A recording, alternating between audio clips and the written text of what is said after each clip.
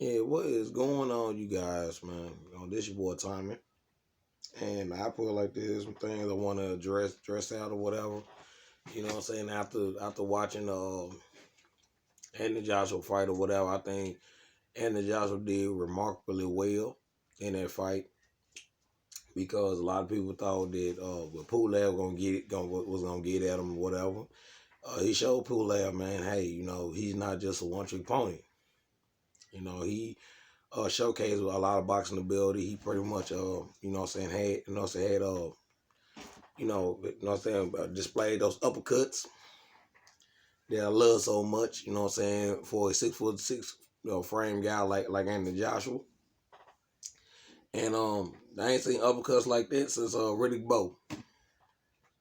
I'm gonna tell you why. Riddick Bowe did some of those same flurries like when he fought Holyfield.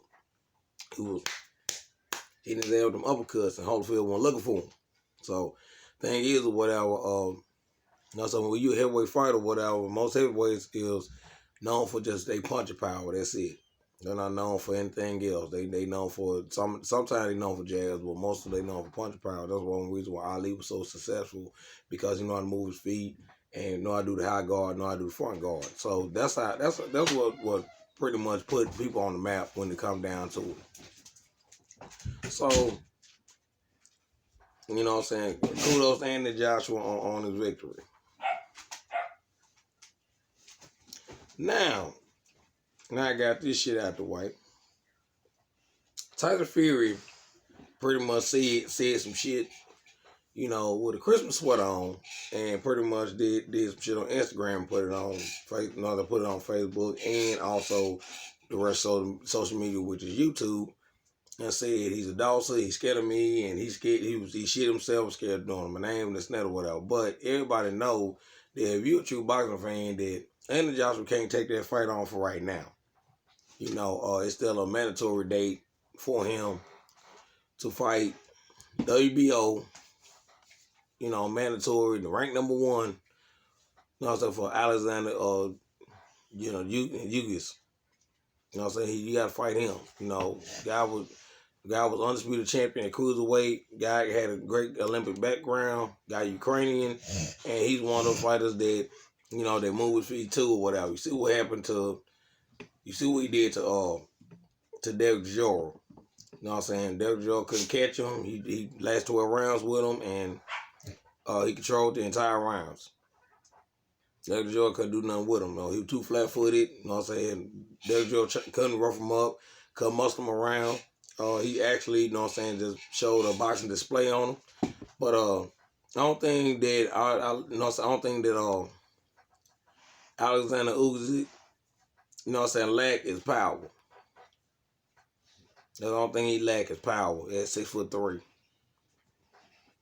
You know what I'm saying? He punch you on weird angles. He know how to move his feet. He know how to fight high guard. He know how to fight short guard. He know how to fight mid range. He know how to fight.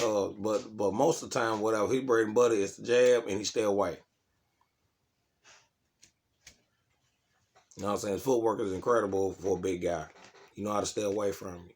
Tyson Fury is another guy that's pretty much good, but Tyson Fury always fighting all these tune-up fights and make it look like that, he's a little better than he actually is, but he have the boxing ability. It's just the fact that Tyson Fury has took a lot of tune-up fights to the point that it questioned what he can do against a heavyweight like Anthony Joshua. Now, just imagine this right here or whatever. Now, imagine Anthony Joshua fighting Tyson Fury. Everybody want to see this fight because Tyson Fury holds the green belt. That is the last jigsaw puzzle of being undisputed champion. And Tyson Fury know that. That's the only leverage at the negotiation table. Everybody knows that in every part of history of not just heavyweight history, I'm talking about boxing history in general. Everybody know that when you in the same division as somebody else and they're a champion and you're a champion, that's your dance partner. That's what the big money come from. You know, the unification of the belts. Muhammad Ali knew that. You know what I'm saying, when the WBC came out. The WBA is the oldest belt other than the Ring Magazine belt. You know, cause that belt was back in like 1888. You know, give or take those years or whatever. It's almost over 130 years that belt was considered the championship. You know, the WBC pretty much came out like in the 1960s or whatever.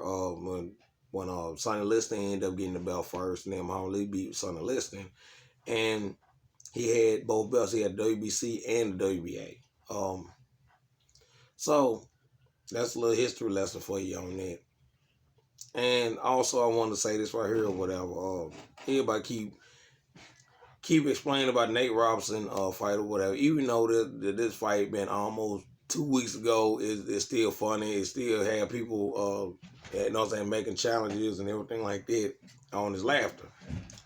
Now, that is the funniest shit I ever seen that Snoop Dogg ever pretty much displayed in commentary.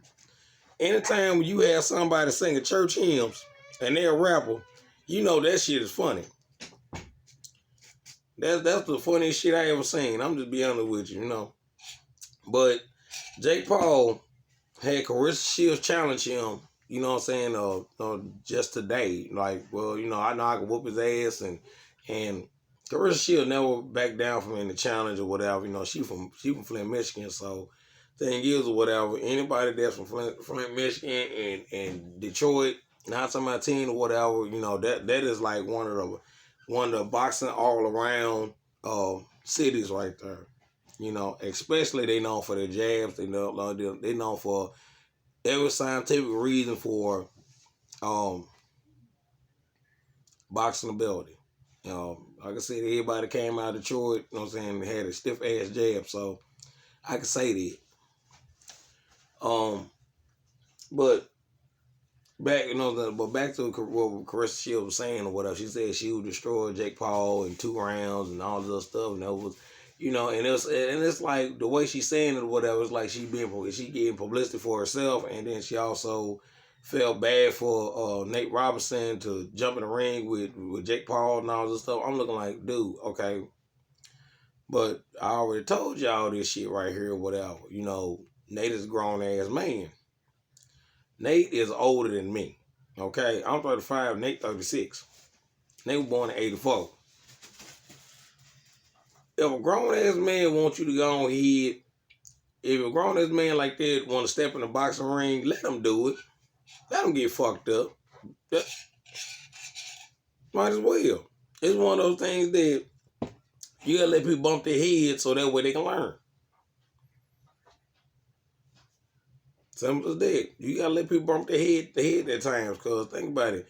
You know, I remember Jim Carrey played, nothing for an example.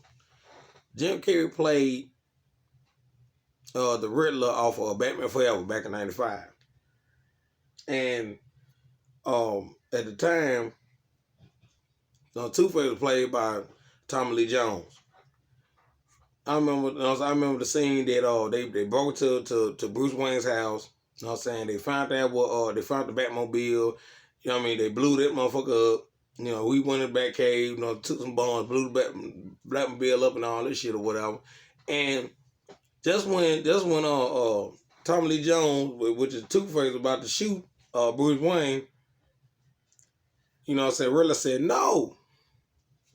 We're going to put a puzzle down and said if you kill him, he won't learn nothing. So when he said that shit let you know right there that, hey, you know what I'm saying, think about it. If you you can give that person advice all in the world, it's up to them if they want to listen. Simple as that. It's up to them. Nate got his ass whipped. Simple as that. You know, that's a damn shame when you get your ass whooped and they make a fucking knockout challenge in your name. A bunch of people laid the fuck out with their asses up. It's in your name. Honor to you. So that right there is an honor that I never want to achieve. I don't want to achieve no shit like that. I really don't.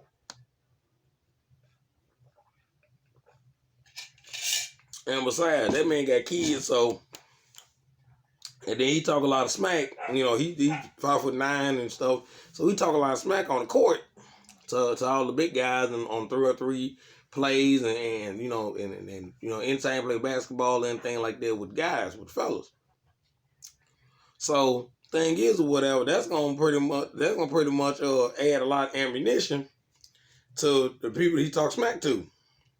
Cause you know the first thing they gonna say, you ain't say this shit to Jake. And you know what I'm saying, that man got a baby mama too. So thing is, whatever, you know she gonna bring this shit up when she get pissed off at him. You ain't say this shit to Jake. Now that's a fight right there at home. That's a fight on the court, and that's a fight when he get it home. So he double fucked. So I get what Claressa Shields is saying or whatever. She was like, well, you know what I'm saying, well, you know, I would like to fight a man, and you know what I'm saying, I would whoop his ass and I would do this. I know you would. You know, but you gotta look at on the man standpoint or whatever. What is Jake Paul gonna gain by beating Claressa Shields if he do win? What he gonna gain by it? Oh, you gonna be known on the block as a woman beater in the ring? You know, or you know what I'm saying, it's embarrassing two ways. Only way it's not embarrassing is the opponents that she fought and she beat. And then they have a little leverage and shit. They get the chance to talk about it and stuff. You got your ass whooped by Jake Paul. You know, that's the only thing that, you know, that's the only thing that's the only fans he get. The motherfucker don't like Claressa Shields. But the thing is, Jake Paul fight Claressa Shields, and if he do beat her, she slip on banana peel and he do beat her, hell, he ain't gonna gain shit back. You be a female champion, this and that or whatever. I'm saying like that. Look at the ass tip, female. You get what I'm saying? And that's bad enough. It's bad enough when you know, you doing everyday life or whatever, and then you have a female screaming in your ear, talking shit to you, this and that or whatever. No matter what your baby mama, no matter it's your wife, no matter it's a girl down the street that you can't stand. It's bad enough as a guy that we got to deal with shit like this anyway. But in order to have somebody go in the ring, beat up on a girl, they ain't gonna do it, make us look bad even more.